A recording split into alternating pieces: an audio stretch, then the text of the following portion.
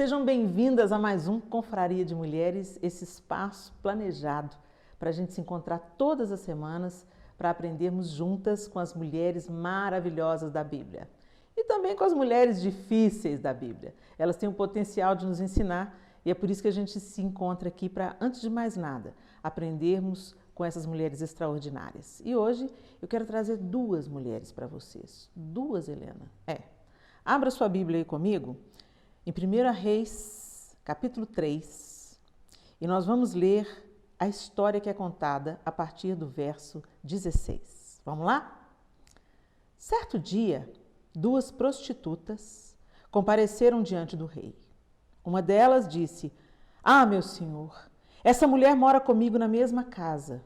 Eu dei à luz um filho e ela estava comigo na casa. 3 dias depois de nascer o meu filho, esta mulher também deu à luz um filho. Estávamos sozinhas, não havia mais ninguém na casa. Certa noite, essa mulher se deitou sobre o seu filho e ele morreu. Então ela se levantou no meio da noite e pegou o meu filho enquanto eu, tua serva, dormia, e o pôs ao seu lado. E pôs o filho dela, morto, ao meu lado. Ao levantar-me de madrugada para amamentar o meu filho, ele estava morto. Mas quando olhei bem para ele de manhã, vi que não era o filho que eu dera à luz. A outra mulher disse: "Não, o que está vivo é meu filho, o morto é seu." Mas a primeira insistia: "Não, o morto é seu, o vivo é meu." Assim elas discutiram diante do rei.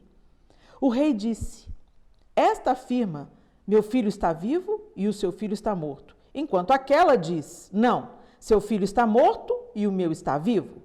Então o rei ordenou: "Traga-me uma espada." Trouxeram-lhe. Ele ordenou: "Cortem a criança viva ao meio e deem metade a uma e metade à outra." A mãe do filho que estava vivo, movida pela compaixão materna, clamou: "Por favor, meu senhor, dê a criança viva a ela. Não a mate."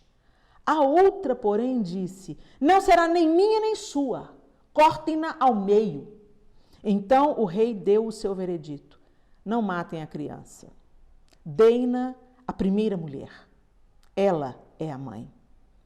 Quando todo Israel ouviu o veredito do rei, passou a respeitá-lo profundamente, pois viu que a sabedoria de Deus estava nele para fazer justiça. Muito bem. Salomão havia acabado de se tornar rei e Deus disse a ele: "Me pede o que você quer para governar." E Salomão pediu sabedoria, né? E Deus então falou: "Por que você me pediu sabedoria para governar o meu povo? Então eu também vou te dar riquezas, eu também vou te dar muitas oportunidades, eu também vou, né?" E ele deu sabedoria ao rei, e esse foi o caso que ficou mais famoso daquilo que Salomão fez com essas duas mulheres. Mas para essa conversa, as mulheres, nós vamos aprender com essas duas mães. É tão interessante que diz que essas mulheres eram prostitutas, tiveram seus filhos, as duas vivendo na mesma casa. O filho de uma morre e elas trocam o bebê. E o que eu quero mostrar aqui? O que eu quero aprender junto com você, com essas duas mulheres? Uma delas foi movida pelo altruísmo. Por quê? Porque o amor é altruísta. O amor não é egoísta. O egoísmo é uma deturpação do amor. Pensa comigo, quando a gente começa a namorar, por exemplo, que a gente tem todo o interesse na outra pessoa, no que é importante para outra pessoa, a gente presta atenção ao que é importante para outra pessoa. A gente vai sair para jantar e geralmente o moço pergunta: "Onde você gostaria de comer? O que você gostaria de comer?" Né? Ela pergunta: "Você gosta dessa roupa? Você gosta quando eu me visto assim?" Então, perceba, há uma intenção, uma inclinação ao altruísmo, porque há um interesse amoroso. E no cultivo desse interesse amoroso, o altruísmo é uma evidência, ou seja, eu quero fazer o que é importante para o outro, eu quero levar em conta o que é importante para o outro. Mas, infelizmente, logo que acontece o casamento ou o relacionamento se torna longo, a gente vai vendo gradativamente o egoísmo tomando conta, ocupando o lugar do altruísmo. Mas eu quero chamar a sua atenção. O verdadeiro amor é altruísta. O verdadeiro amor escuta o outro. O verdadeiro amor tenta entender o lado do outro. O verdadeiro amor concede. O verdadeiro amor serve. Sem isso ser um peso, sabe? Sem ser um pé na sua goela. Você serve porque você tem prazer em servir, porque você ama. Você concede. Esse é o amor altruísta.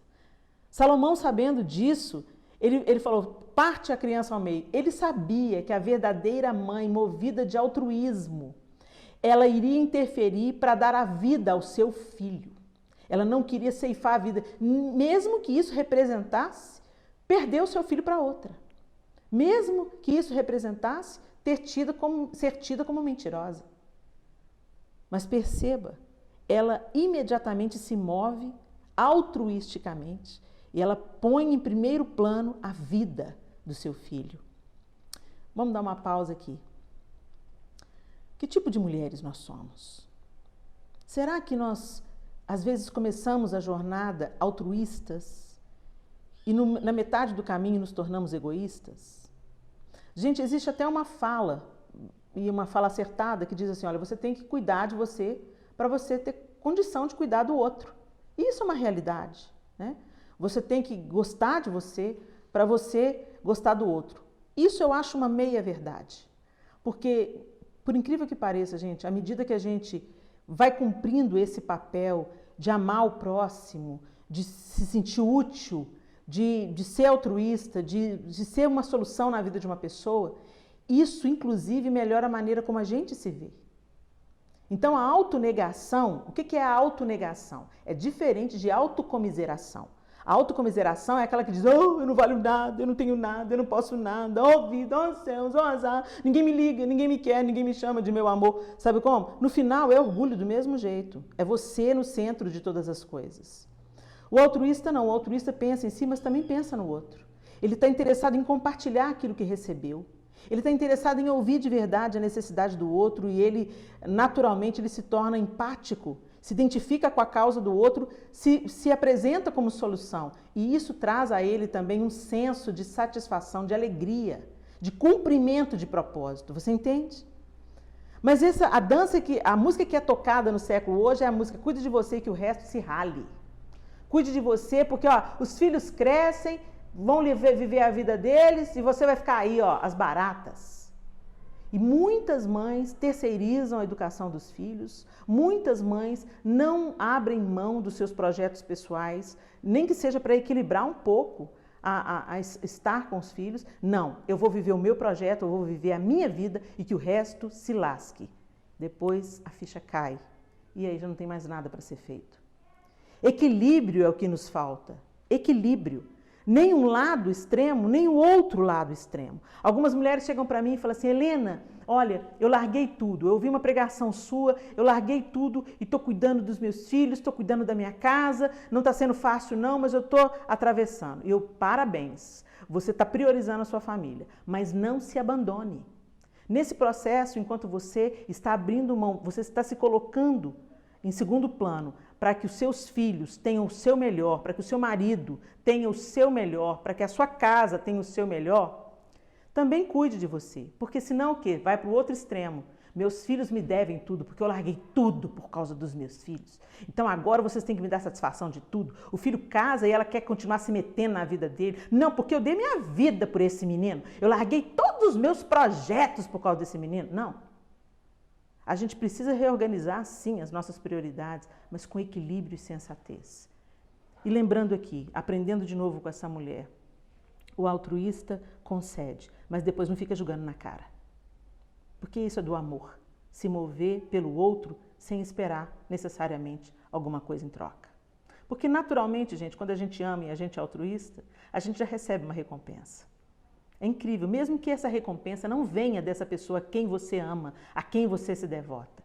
O amor é igual um bumerangue, ele sempre volta para você, mesmo que seja através de outro viés, através de outra pessoa, através de outra situação na vida. E nós também aprendemos com a outra mulher.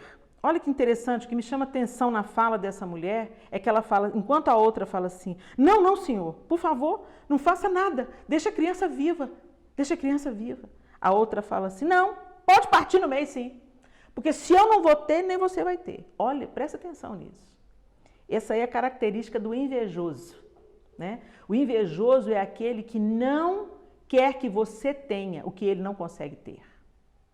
Então, o invejoso, ele não é aquela pessoa que só fica triste com aquilo que não tem, não. Ele fica enfurecido por aquilo que o outro tem e ele deseja que o outro perca aquilo que ele tem. Então, isso é muito sério, gente. Às vezes a inveja, e eu estou falando, gente, coisas que eu aprendi na minha própria vida, na minha própria vivência.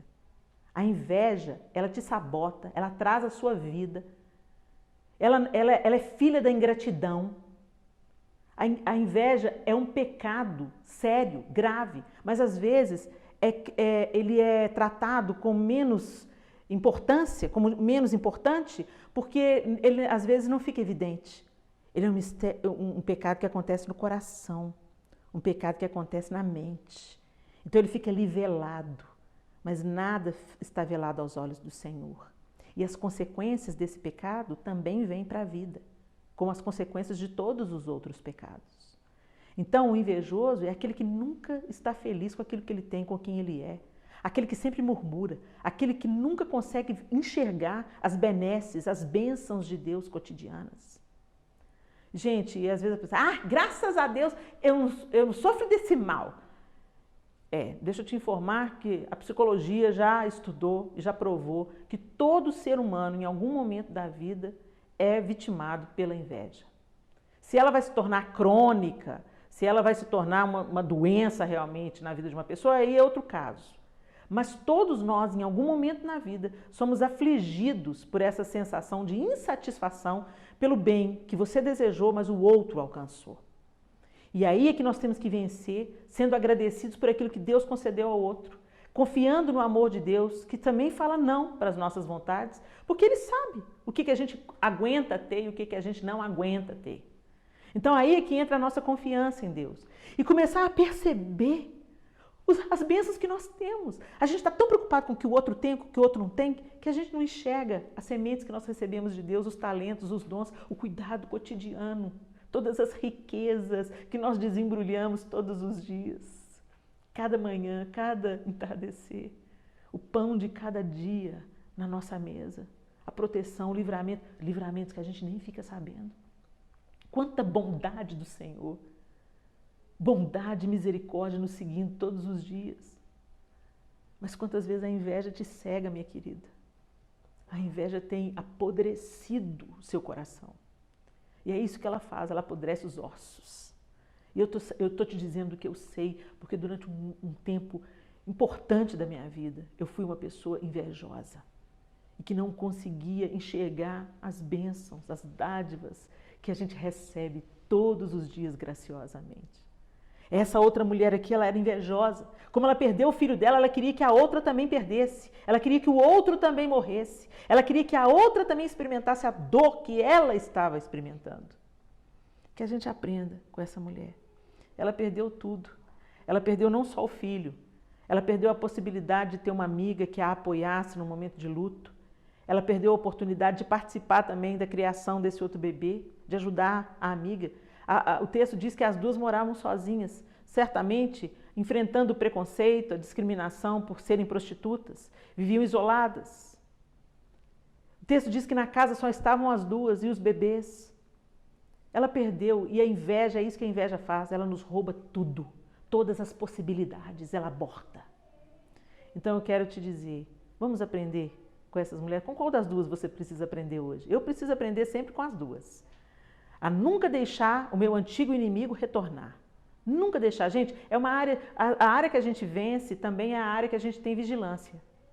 Eu não vou confiar, eu já venci isso, desse mal eu não padeço. Não, não, não. O apóstolo Paulo diz assim, quem pensa estar de pé, cuide para que não caia. Então, eu aprendo com essa mulher que eu não quero ser sabotada pela inveja, eu não quero ser atrasada pela inveja, eu não quero ser reprovada por Deus, porque Deus reprova o invejoso. Então, a gente aprende com essa mãe. E a gente aprende também com a outra mãe, movida pelo amor, altruísta, disposta a abrir mão de criar o filho, talvez, para vê-lo vivo, para ver ele continuando, ele indo em frente. né? E é isso que as mães fazem, é isso que as esposas fazem, é isso que as amigas fazem. A gente se alegra com a outra, a gente quer que a outra continue, mesmo que às vezes signifique a gente sair um pouquinho de cena, para que a outra vá, para que a outra avance, para que a outra viva. É isso que Deus tem para nós. E é um bumerangue, vai e volta. E exatamente como aconteceu na vida dessa mulher, né? Ela abriu mão, ela falou, não mata, não precisa matar, fica com ela, não. Voltou para ela. Ela lançou o seu amor e voltou para ela. Salomão reconheceu que ela era mãe e ele determinou que a criança fosse entregue a ela. Ele decretou, é filho dela, fica com ela. Então aquilo que Deus tem para te devolver, talvez vai exigir de você um primeiro movimento de lançar, de liberar, de deixar ir. De ser altruísta e não pensar apenas no que você quer aqui hoje, bem exprimido na sua mão. Amém? Que Deus abençoe vocês e que a gente aprenda com essas duas mulheres que Salomão julgou. E agora eu quero chamar para essa nossa conversa, para esse nosso confraria, o conselho profissional. Quem será que vai dar um conselho para a gente hoje? Vamos ver, a gente vai fazer a pergunta para esse profissional. Vamos ver quem é. A nossa psicóloga de plantão, a minha querida Bárbara Brant. Babá, a pergunta de hoje é: devo continuar a terapia com um psicólogo não cristão que me faz questionar a minha fé? E aí, Babá, o que você tem a nos dizer sobre isso? Oi, Helena. Bom, estamos aqui para participar mais uma vez da confraria, é um prazer estar aqui. A pergunta agora é uma pergunta delicada. Devo continuar a terapia com um psicólogo não cristão que me faz questionar a fé? É interessante essa pergunta. E aí eu gostaria até de conversar com quem fez essa pergunta para entender o que a pessoa está querendo dizer. Por quê? O processo terapêutico é um processo de questionamento. Nós vamos ser questionados em várias questões. E se você leva o conteúdo da religião para o consultório, de alguma forma, algum questionamento vai vir. Então, até certo ponto, o questionamento não é negativo. Ponto. Agora, se esse psicólogo ele está criticando o conteúdo do paciente ou não está conseguindo lidar com esse tema, é passível, inclusive, do psicólogo ser denunciado, porque o psicólogo não tem ele não pode fazer esse movimento, né? Inclusive se eu estou no consultório, chega uma pessoa que se diz lá de outra religião, é espírita, do candomblé, e se eu começo a criticar a posição religiosa do meu paciente, se eu não consigo lidar com esse conteúdo, eu que tenho que encaminhar esse paciente para outro profissional. Então, a gente precisa entender de fato qual foi o ponto da pergunta. O questionamento até certo ponto é saudável, até para a gente entender onde está firmada a nossa fé. Agora, se esse psicólogo está indo pela crítica, querendo te tirar do cristianismo, de fato está sendo uma postura antiética, ok? Fica aí. Por isso que eu digo que é muito bom a gente procurar psicólogos cristãos, quando nós somos cristãos, porque a gente leva esse conteúdo para dentro do consultório. E aí o psicólogo, ele conhece mais esse mundo, e é natural. Eu lembro uma vez que eu tive vários pacientes que eram bailarinos de uma companhia de dança. Eu tive que estudar sobre esse mundo. Então, assim, a cosmovisão que a gente divide, é interessante a gente procurar um psicólogo cristão, tá bom? Espero ter respondido a sua pergunta. Um abraço. Obrigada, Bárbara. Obrigada por ter nos respondido, sempre sensata, sempre mulher de Deus. Obrigada mesmo por você dar a resposta aí, que não só para quem fez a pergunta, mas para todas nós, não é isso, meninas? Agora a gente vai para aquele nosso momento entre meninas. Vamos trocar umas figurinhas? Vamos ver o que tem para hoje? Olá, maravilhosas! Que bom que vocês vieram para mais um Confraria e para esse momento todo nosso da gente trocar dicas, dica de livro, dicas práticas para o dia a dia, dica de beleza, de bem viver, de bem-estar. Então vamos lá. A dica de hoje, gente, é um livro fresquinho, acabou de sair do forno, dessa autora nova, a Rosana Salviano Salabai. A Rosana Salabai escreveu Força e Feminilidade. Força e Feminilidade é o livro da Rosana Salabai. Eu conheci a Rosana quando eu fui a Chapadão do Sul, uma cidade do Mato Grosso do Sul. E ali ela e o esposo dela têm uma igreja maravilhosa, uma igreja saudável, uma igreja muito querida. Nós já estivemos com eles lá em Chapadão e também já estivemos com eles num congresso de casais que aconteceu em Caldas Novas. São um casal muito precioso para nós, e homem e mulher de Deus. E a Rosana escreveu esse livro maravilhoso, Força e Feminilidade, o legado de mulheres cristãs que marcaram a história. Então, o que a Rosana compartilha com a gente nesse livro maravilhoso? Toda mulher cristã tem que ler esse livro, gente, porque é inspirador. Ela conta pra gente a história e a influência de várias mulheres desde a Reforma Protestante, né? As mulheres que se dedicaram às escrituras, que foram mulheres realmente relevantes no seu tempo, deixando pra gente um legado maravilhoso. Então vamos lá, vamos ler a contracapa. A vida, o legado, a inspiração. Este é, acima de tudo, um livro para seu crescimento espiritual. Não é um livro de história, mas um livro que passeia por ela para encontrar na vida de mulheres reais do passado princípios que ainda hoje devem nortear a nossa conduta. O livro tira lições preciosas e muito atuais de 20 mulheres que nasceram entre o século XIX, entre o século XV e o século XX. Entre o século XV e o século XX, ok? Catarina Vombora, que foi uma das reformadoras, né? Catarina Vombora, Árgula von Grumbach. Gente, eu não sei se as pronúncias estão corretas, tá bom? Me perdoem se as pronúncias não estão corretas.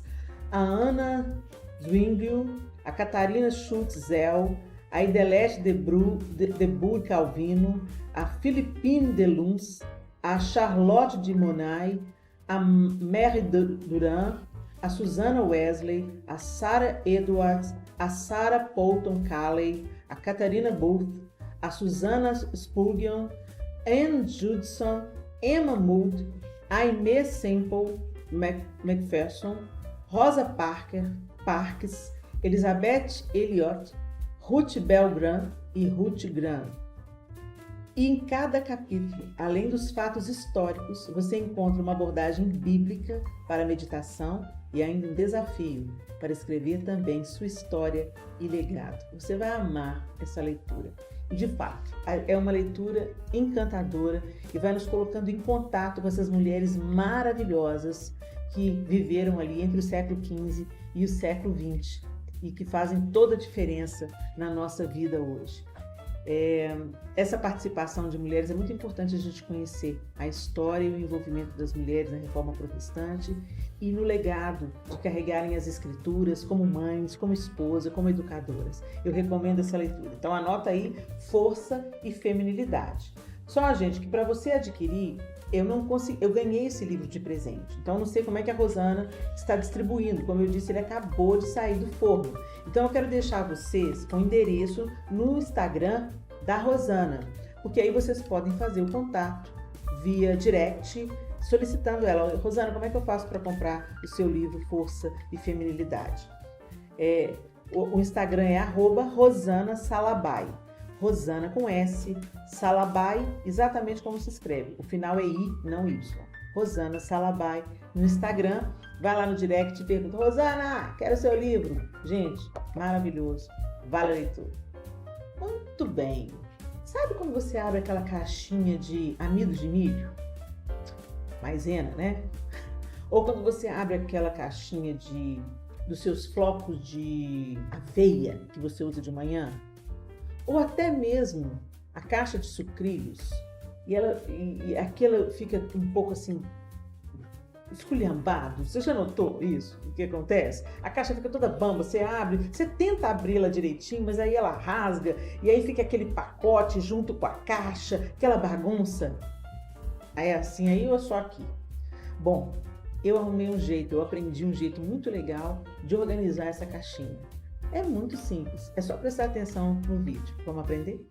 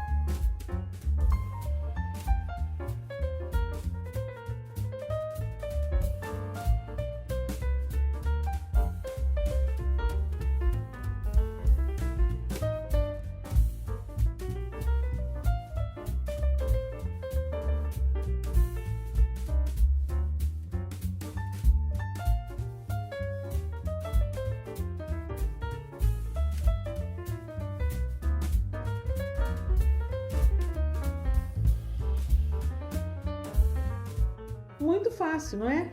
A caixinha volta a ficar fechadinha até a gente. É bom isso porque evita o acesso de formigas ou qualquer outro inseto, né? Veda direitinho a abertura da caixa, mantém a organização no seu armário e o produto também bem conservado. Põe em prática. É isso aí, pessoal. Eu espero que essas dicas tragam facilidade, leveza, alegria, beleza para o seu dia a dia. E não se esqueça, a nossa dica de livro não é só para o seu ouvido, não, gente. Põe em prática. Vamos embora lá desenvolver o hábito da leitura, porque quem lê se comunica melhor, se expressa melhor, entende melhor os textos lidos, interpreta melhor o texto e também amplia o seu vocabulário. Então, além dos benefícios espirituais que a gente pode receber pelos conteúdos aprendidos. Então, bora ler, porque isso é importante para a gente. E a gente se encontra no próximo Confraria de Mulheres. Toda semana a gente está por aqui aprendendo com as mulheres espetaculares da Bíblia. Até lá, se Deus quiser.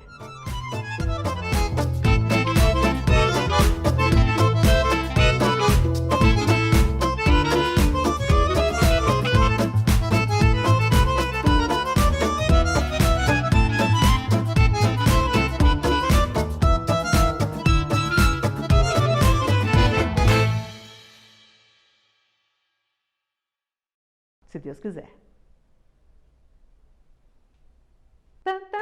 Do primeiro pro segundo.